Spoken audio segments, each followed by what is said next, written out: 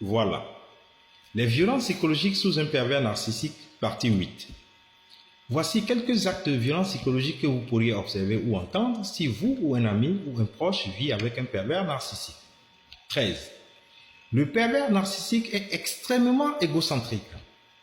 Comme je l'ai dit dans la partie 7, l'amour, c'est la joie que l'on ressent quand l'autre va bien. C'est la peine qu'on ressent quand l'autre ne va pas bien. L'amour, c'est l'ensemble des actes qu'on pose et l'ensemble des efforts qu'on fait pour que l'autre soit heureux. L'amour voit l'autre et non soi. Que ce soit dans un milieu professionnel, dans un cadre familial ou dans une relation de couple, il y a des actes que des gens posent pour faire du bien à l'autre. C'est ce qu'on appelle des actes d'amour. Mais le pervers narcissique s'illustre dans tous ces milieux par son égocentrisme. Le pervers narcissique est une personne qui ramène tout à elle. Tout ce qu'elle dit, tout ce qu'elle fait, ce qu'elle pense, ce qu'elle entreprend a plus de valeur que ce que les autres font. Si vous avez une discussion ou une réunion, le pervers narcissique monopolise la parole et vous impose sa pensée.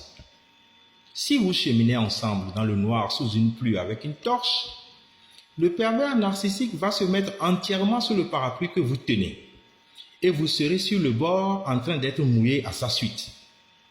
Il va éclairer le sentier sur lequel vous marchez, évidemment vous étant derrière lui. Il va éviter par exemple un tesson de bouteille sans attirer votre attention là-dessus. Je suis sûr que vous l'auriez avisé. Si vous avez une employée de maison qui s'est blessé le doigt et vu l'état de sa blessure, vous dites à votre pervers narcissique d'éviter de demander à l'employé de maison de faire la lessive cette semaine et par la suite, vous amenez les linges au pressing vous-même.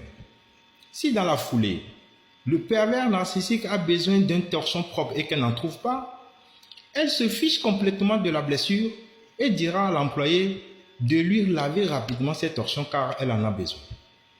Et si le doigt s'infectait après, elle vous dira simplement qu'elle autre ne savait pas que cela allait lui arriver. Et au lieu d'être touchée, elle vous dira avec mépris. D'ailleurs, elle n'est pas la seule à avoir un panari. Elle n'a qu'à aller se faire soigner. Ça, c'est l'égocentrisme du pervers narcissique. Il n'a que d'intérêt pour lui-même. Il n'est pas capable d'aimer les gens. Il sait profiter des gens. Abonnez-vous. La suite dans mes prochaines vidéos.